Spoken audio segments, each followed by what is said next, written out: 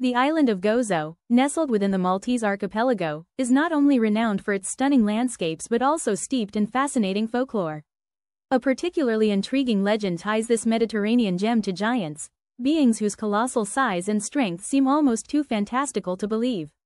Yet, these tales have endured, passed down through generations, interwoven with the fabric of Malta's ancient history. Before delving into these legendary beings, let's set the stage. Malta, a small island nation located in the heart of the Mediterranean Sea, south of Europe, has always been a key player in the history of the region.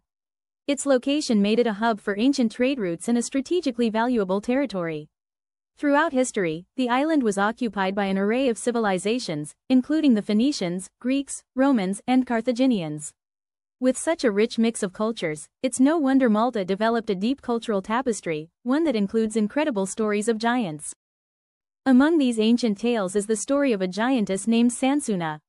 This legend begins on a cold night, thousands of years ago. A farmer, going about his evening, noticed something unusual in the sky. It shifted from a soft orange glow to a deep red. Then, suddenly, the ground beneath his feet shook, though it was not an earthquake. From the woods appeared a massive silhouette, far taller than any tree. As the farmer cautiously approached, he realized what he was seeing, a giant woman. Her name was Sansuna. Unlike the giants of many myths, Sansuna wasn't a cruel or malevolent creature. In fact, she was kind and nurturing. She introduced herself to the farmer and reassured him that she meant no harm. Instead, she promised to help protect the people of Malta from invaders, a significant offer considering Malta's history of being a target for invasions due to its strategic importance. Sansuna, according to the legend, was no ordinary giant. She, along with her kin, could lift and move immense objects with ease. It is said that she single-handedly carried enormous stones, some the size of houses, to construct what we now know as the Gigantia Temples. The very name, Gigantia, translates to place of the giants, cementing Sansuna's legacy within Maltese folklore. One of the most compelling parts of this story is that Sansuna wasn't just a giant builder. The legend also claims that she carried her half-human, half-giant child on her other shoulder while she worked. This adds an interesting layer to the tale, suggesting a union between giants and humans at some point in Malta's distant past.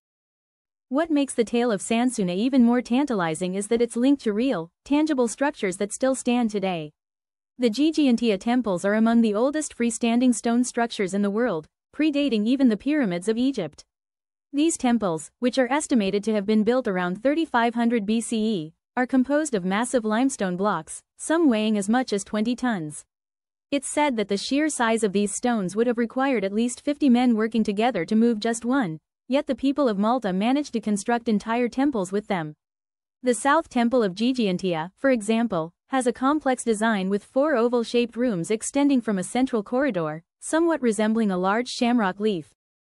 Inside these ancient structures, archaeologists have uncovered altars decorated with spiral patterns, suggesting that the temples were used for religious or ritualistic purposes. One can only imagine the ceremonies that might have taken place within these sacred walls. The North Temple, although smaller, holds its own secrets.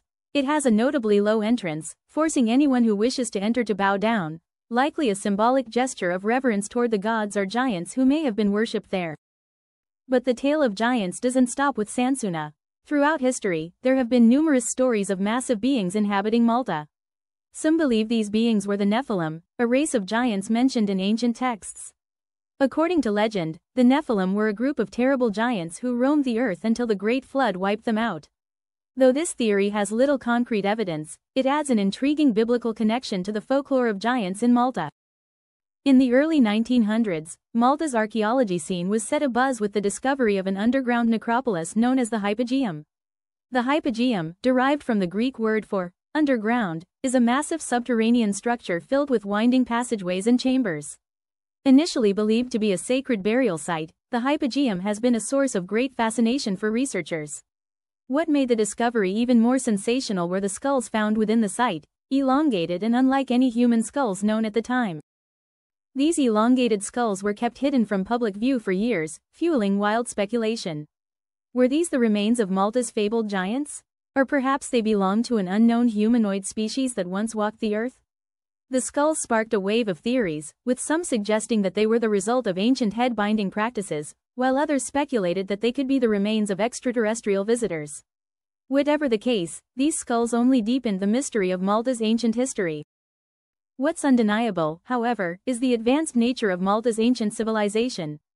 Despite the lack of written records, the island's megalithic temples showcase an impressive level of engineering and architectural skill. The construction of Gigantia alone would have required not only immense physical effort but also precise planning and a deep understanding of the materials used. This raises the question: how did a relatively small group of people, living on a remote island, manage to build such enormous structures?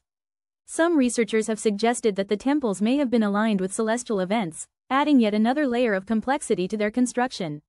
For instance, during the equinoxes, the sun's rays align perfectly with the main doorway of the Mnajdra temple, another of Malta's megalithic wonders.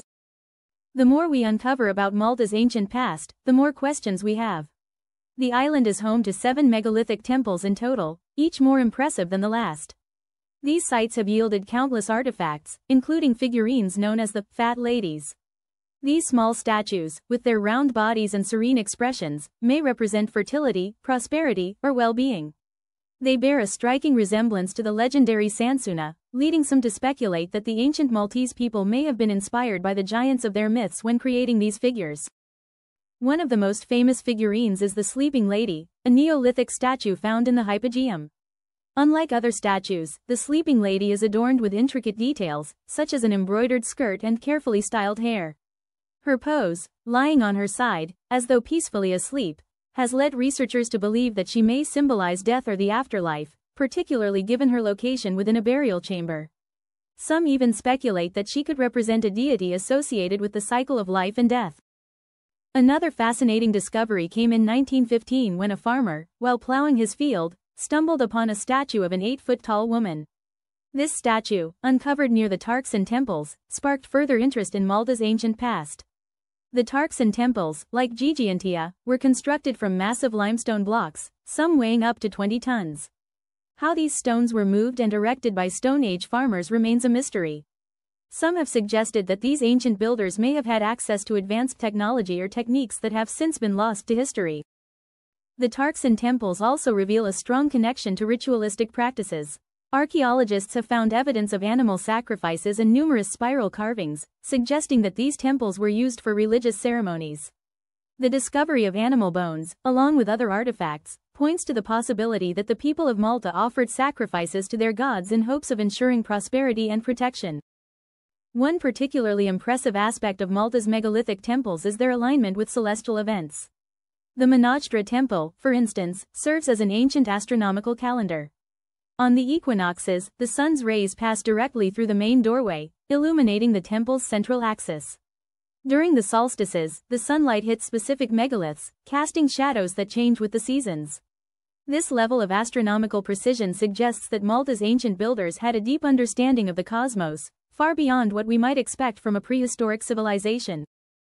Despite the many discoveries that have been made, much about Malta's ancient past remains shrouded in mystery. Researchers continue to dig, searching for clues that might unlock the secrets of the island's megalithic temples and the people who built them. Whether giants like Sansa actually roamed the island, or whether these stories are simply the product of human imagination, one thing is certain: Malta's ancient history is as fascinating as it is mysterious. That's it for today. If you found this journey into Malta's ancient past fascinating, be sure to like the video and share it with your friends. And if you're still hungry for more discoveries, check out our other videos on Waves Discovery. There's always something new to uncover.